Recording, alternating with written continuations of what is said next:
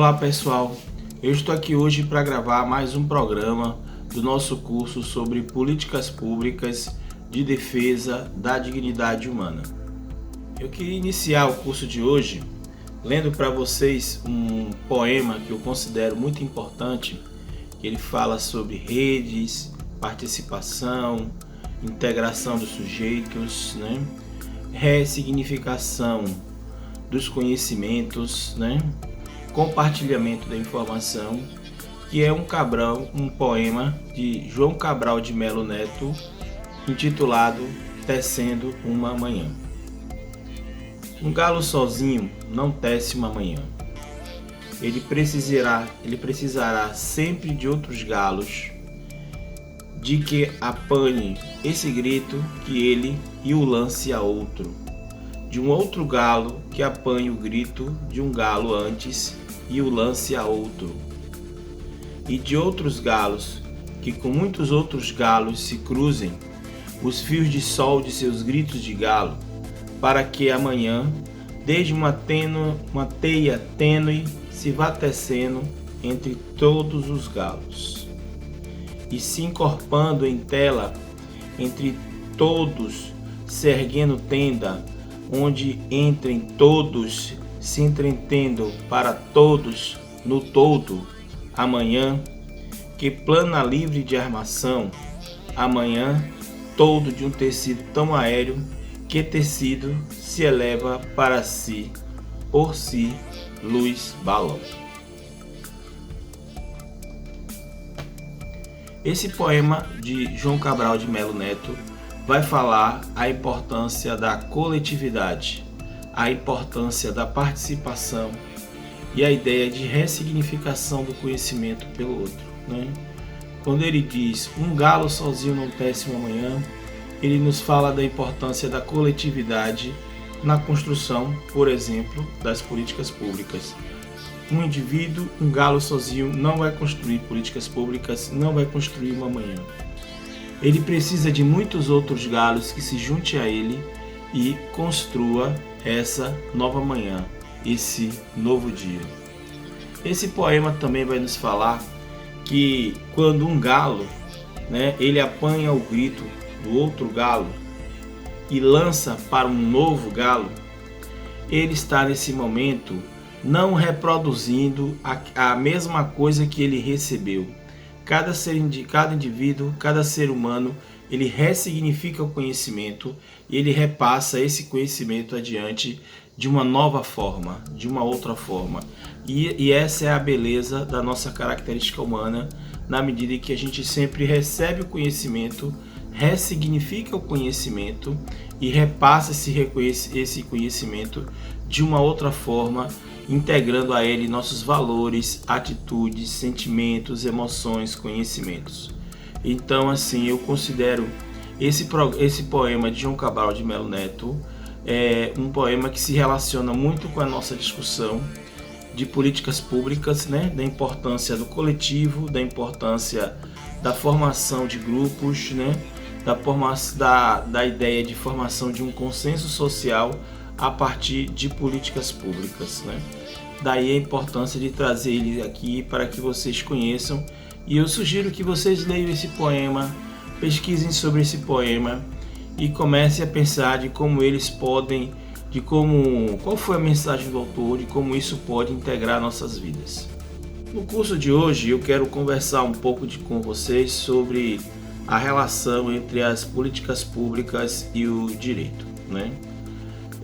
Como eu disse a vocês, esses vídeos têm a intenção de provocar o debate, de provocar a discussão, de fomentar ideias na cabeça de vocês, para que depois vocês possam aí estar buscando isso junto aos livros, à literatura, comparando com toda a parte escrita que nós temos.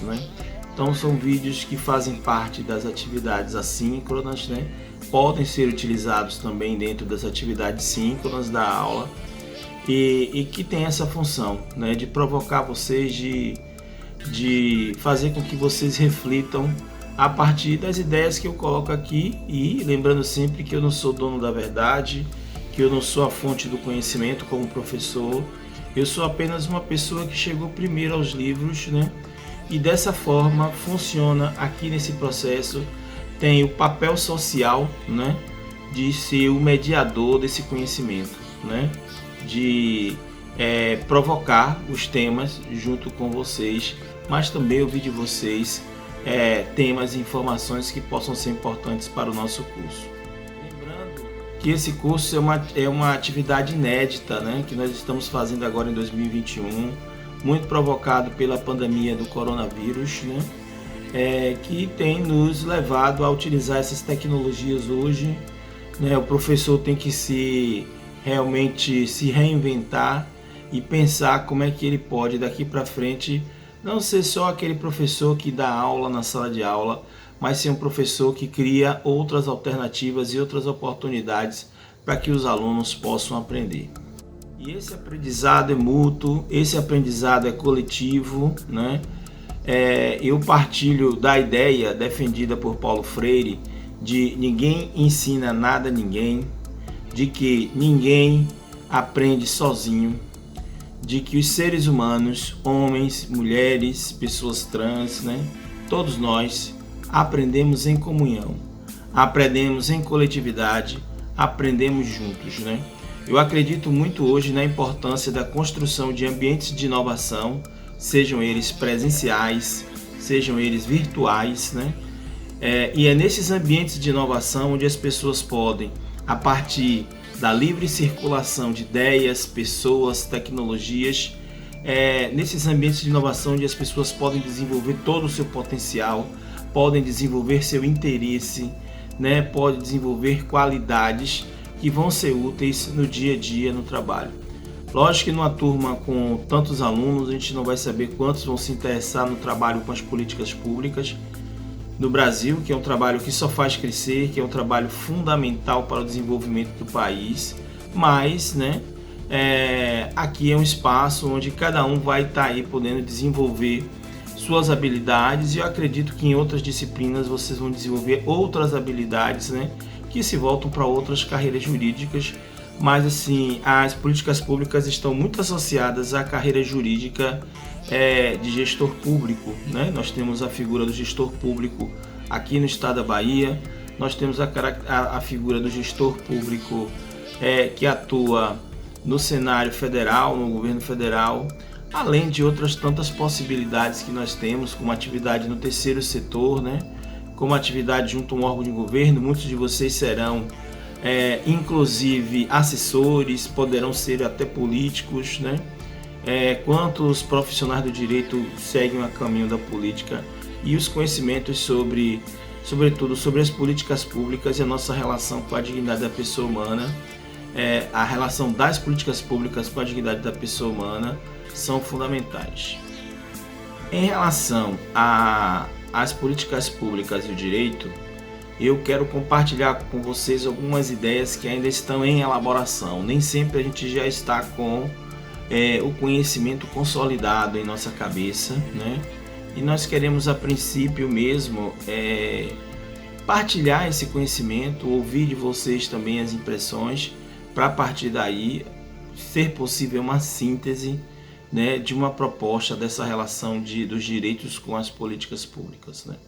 Mas a primeira coisa que eu queria colocar para vocês, a primeira ideia, é de que o direito ele é fundamental para o desenvolvimento, né? O desenvolvimento social hoje no Brasil e no mundo inteiro passa pelas instituições, passa pela legislação e dessa forma passa pelo direito, né? Nós precisamos do direito para construir os programas, os projetos, né? As políticas públicas de uma forma geral. E qualquer conflito, qualquer divergência que exista, o direito também é um mecanismo aí para a solução de conflitos no campo das políticas públicas, né? Sem falar que o Poder Judiciário tem um papel aí de fazer o controle, né, das políticas públicas que são empreendidas pelo Poder Executivo, muitas delas são criadas pelo Poder Legislativo, então o direito tem esse papel social aí de regulamentar, a princípio, as políticas públicas, de criar o que eu costumo chamar de marco jurídico institucional para as políticas públicas. Sempre que o executivo ele quer criar uma política pública, é preciso criar todo o regramento jurídico, né? Criar condições para que essa política pública possa ser executada. Um exemplo concreto disso é o novo Marco Legal para a Ciência, Tecnologia e Inovação, né?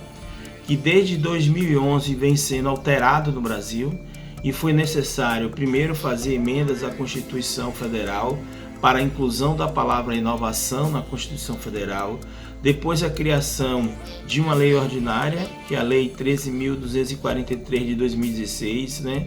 Em seguida um decreto que regulamenta essa lei, e nós já estamos tendo também nos estados e municípios, né, a regulamentação desse novo marco legal para a ciência, tecnologia e inovação. E sem esse marco legal, né, sem a criação de novos institutos jurídicos, sem a autorização, por exemplo, de que professores possam atuar em empresas, né, em alianças, em projetos, em parcerias para a inovação, não seria possível o estímulo à inovação no país.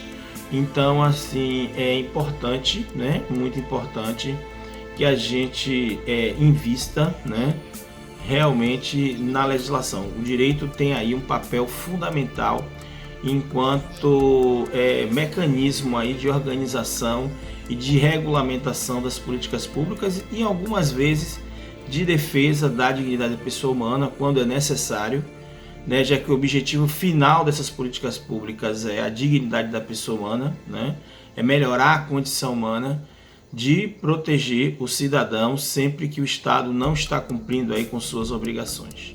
Diante das afirmações que eu fiz, eu vejo o direito a partir daquela concepção tradicional da tridimensional do direito, né?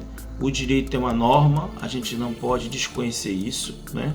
O direito ele se apresenta, se materializa e é reconhecido pela humanidade como normas jurídicas que são leis, portarias, decretos, programas, né?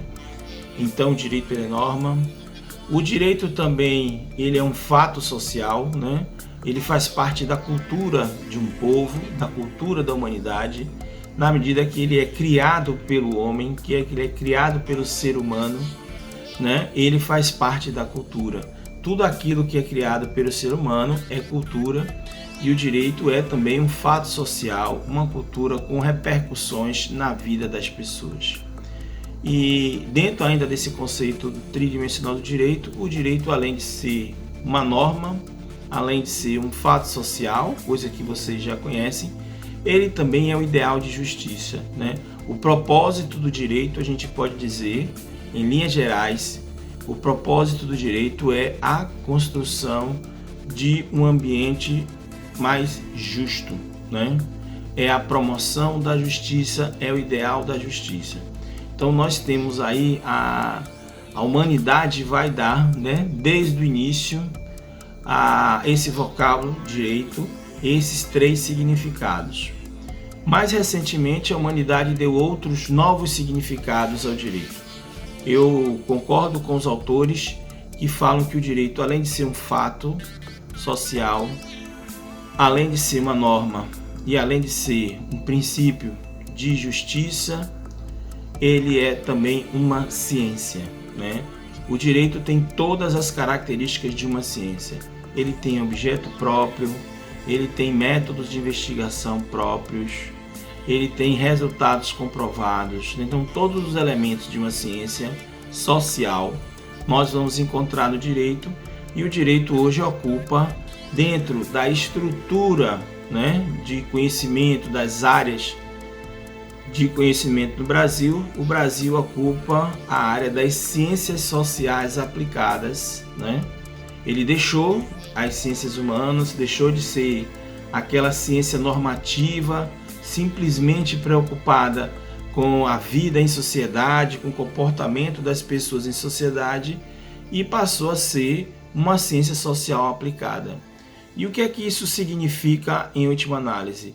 Quando o direito ele é considerado uma ciência social aplicada junto com a economia, junto com a administração, com a contabilidade, com designer, com outras áreas que estão nas ciências sociais aplicadas, de forma assim simples, em linhas gerais, o legislador quis dizer que o direito ele tem um papel social, que é resolver problemas sociais.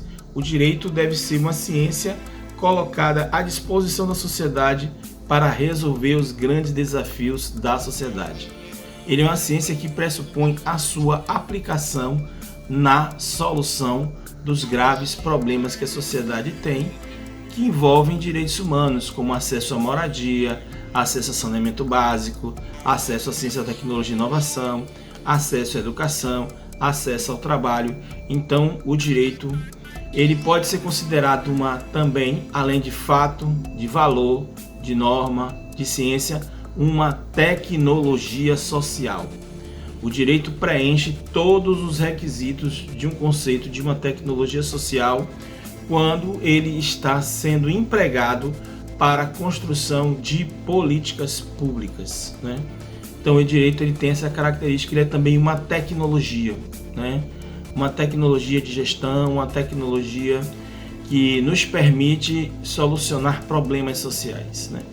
Então colocaria esse quinto elemento aí de o direito como uma tecnologia social, que é um tema que eu preciso ainda elaborar mais, preciso destrinchar mais no sentido de defender essa tese. E para concluir essa parte, nós podemos dizer que o direito tem essa função, essa missão social fundamental, né? E em relação à pesquisa no campo do direito, né, da pesquisa dentro dessa nossa disciplina que se preocupa aí de quais são as políticas públicas que nós temos no Brasil de proteção à dignidade da pessoa humana e também políticas públicas internacionais que interferem aqui na nossa realidade, como por exemplo a década internacional de afrodescendentes, que eu considero uma política pública internacional, ou os 17 Objetivos do Desenvolvimento Sustentável, que eu também considero uma tecnologia social, né? O direito tem essa função, né, de pensar soluções para os grandes desafios nacionais, né? E além disso, né, cabe ao direito pensar como fortalecer o nosso Estado democrático de direito. Então é uma missão que nós temos enquanto pesquisadores, né, enquanto emprego dessa tecnologia social que é o direito. Nós temos a missão de nos concentrarmos na solução dos problemas e não apenas no problema. Não cabe ao direito ficar somente enunciando existem problemas de violência, de drogas, né? É muito fácil afirmar que falta condições para desenvolvimento de uma política pública. O papel do direito é se concentrar na solução do problema. Como é que o direito pode contribuir para solucionar um determinado problema social? Essa é a nossa grande missão. E por fim, eu diria que o direito ele se preocupa, enquanto ciência, enquanto tecnologia social, com a geração de produtos, né? Produtos que se apresentam, né, se materializam na forma de políticas públicas, né, na forma de boas práticas, na forma de novos institutos jurídicos, né, de novos contratos jurídicos. Então o direito tem essa característica, né, que realmente dá a ele uma função social de grande importância. Hoje, né, o direito não teria só essa função, digamos assim, passiva, de só servir à sociedade no momento em que se instala um conflito, né, onde ele vai verificar a legalidade das coisas. Não, o direito ele atua desde a elaboração de uma política pública, passando pela sua execução, pelo controle da sua execução, até a sua avaliação.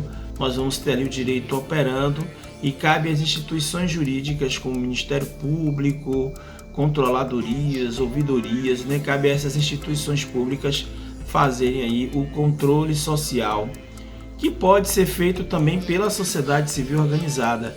Afinal de contas, nós temos mecanismos, né, de participação direta do cidadão, como por exemplo o controle do cidadão sobre o orçamento público, como por exemplo o direito de petição aos órgãos públicos, né, as ações judiciais que existem como ação civil pública, né, como ação popular, são todos instrumentos, né, de políticas públicas que podem ser utilizados pelo cidadão para atuar e efetivar no controle das políticas públicas, né? Então, de maneira geral, são essas informações que eu queria passar para vocês. Sugiro que vocês agora pesquisem mais na literatura, me ajudem a construir mais esse conceito, né, do direito enquanto tecnologia social, né? Ele teria então essas 5 dimensões, né, que é norma, fato social, valor, ciência e tecnologia social. Com isso nós damos uma visão contemporânea ao direito, damos um papel social ao direito na construção dessas políticas públicas, e é o que eu já disse a vocês, né? As políticas públicas são vitais, né? Ou são vitais para a efetivação dos direitos, porque o direito sem as políticas públicas não passa de um discurso, né? Há um discurso, o legislador estabelece que há uma meta, né, através de uma política pública para que o Estado possa cumprir, e as políticas públicas, o investimento a partir do orçamento público é que nos permite efetivar essas políticas públicas, por exemplo, de atendimento à educação. Vou dar um exemplo contemporâneo, por exemplo, de acesso de jovens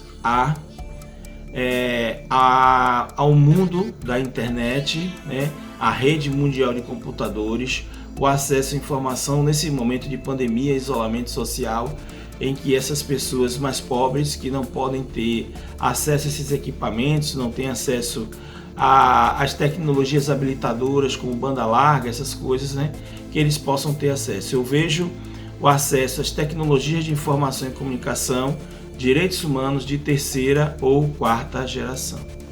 Ficamos por aqui, um grande abraço. Esse é mais um dos nossos mini cursos, né, do nosso programa de políticas públicas de defesa da dignidade da pessoa humana, uma homenagem ao professor Helenaldo Celso Teixeira.